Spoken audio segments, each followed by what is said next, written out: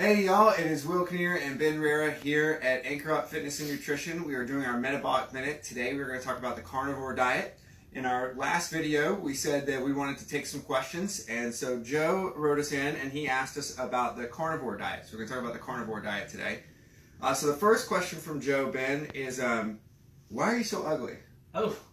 Got him good.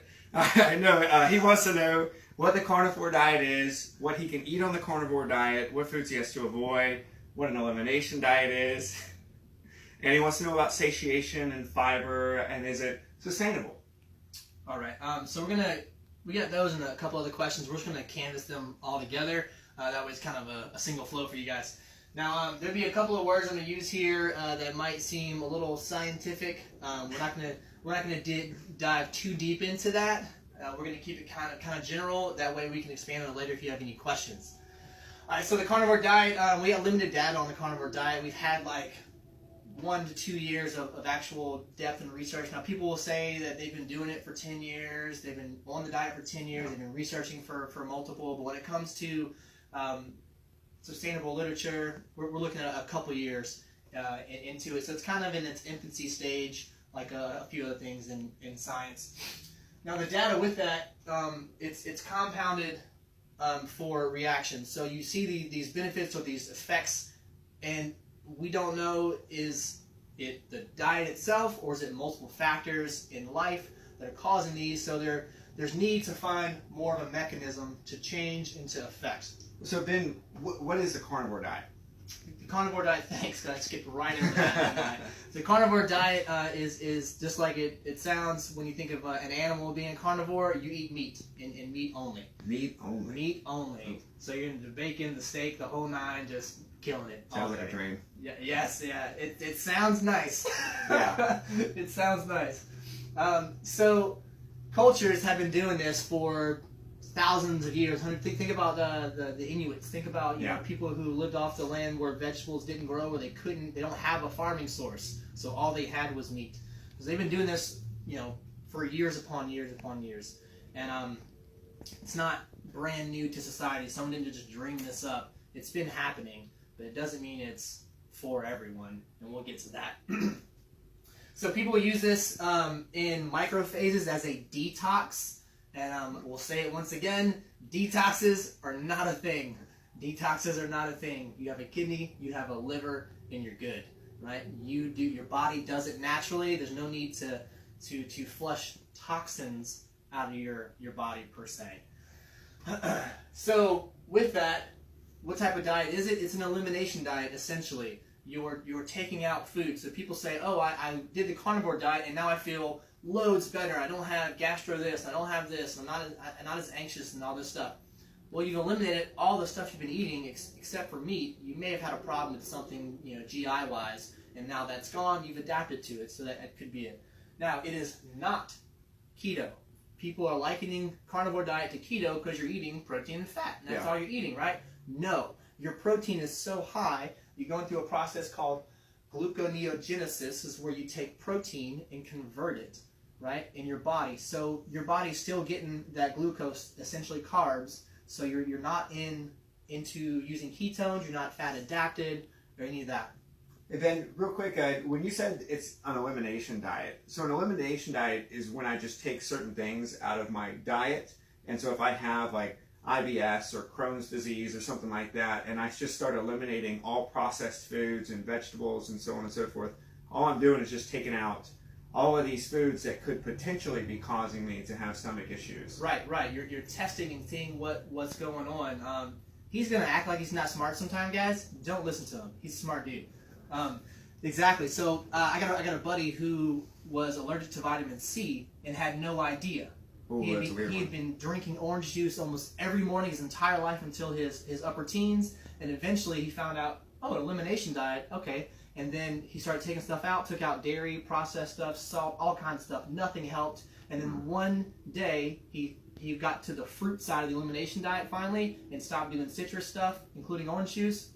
Boom. Within 24 hours, he was 100% good. No stomach ulcers, nothing. Yeah. So elimination diets are used for that type of thing.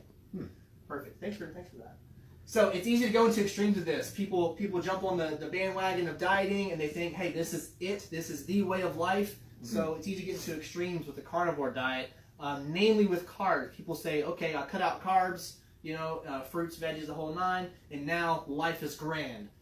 But we tie it back to the elimination diet. Maybe something was bothering you. Maybe your fiber was way too high, and now these you're not eating fibrous stuff as much, so you're clearing that GI from distress. Gotcha.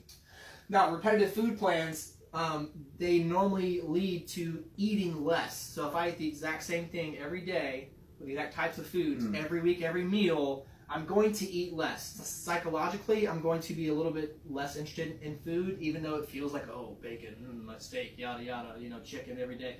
Like, you may love the food, the smell, the taste, but eventually you're going to eat less of it. And also, you're going to adapt to it metabolically. So your body's going to get really efficient at processing that food, that same food over and over and over.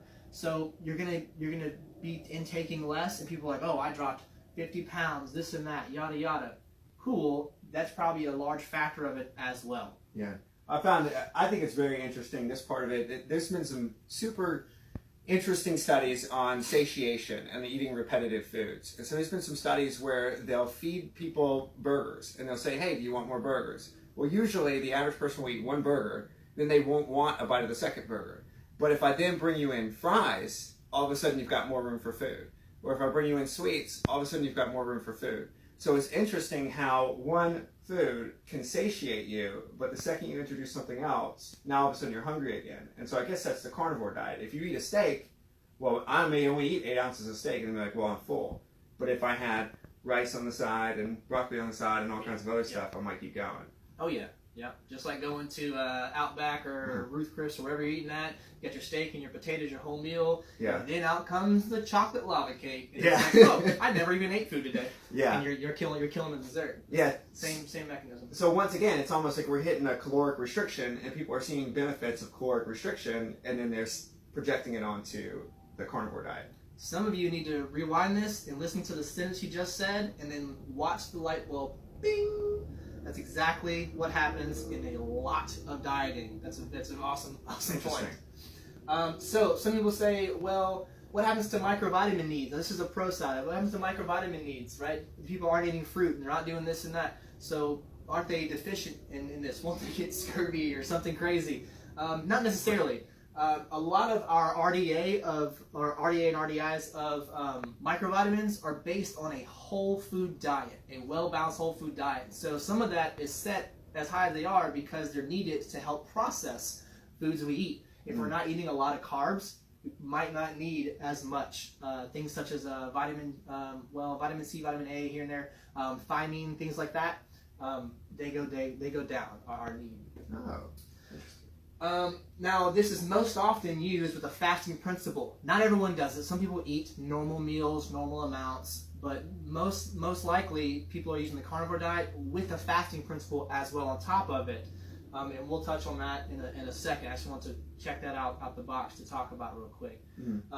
Mind you, I'm on a lot of caffeine right now, so if I'm talking too fast, feel free to comment, PM, whatever you want to do, and ask for clarification. Or if you can't understand the Louisiana out of my mouth, then I can go over things again. So some of the most touted about benefits besides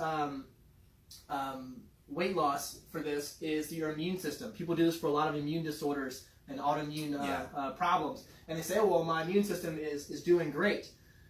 Yes, that will most likely happen from this, but for how long? We don't know. Could be 6 months. They have studied 6 months, a year, 2 years, and then the coin flips, right? And that is most likely. There's other things that take play in this. Like I said, we need more data for compounded mechanism, but most likely for a process that's called apoptosis. And that's where your body selectively takes damaged, unused cells and gets rid of them, flushes them out. Now that can be protein aggregates, that can be damaged stem cells, all kind of things.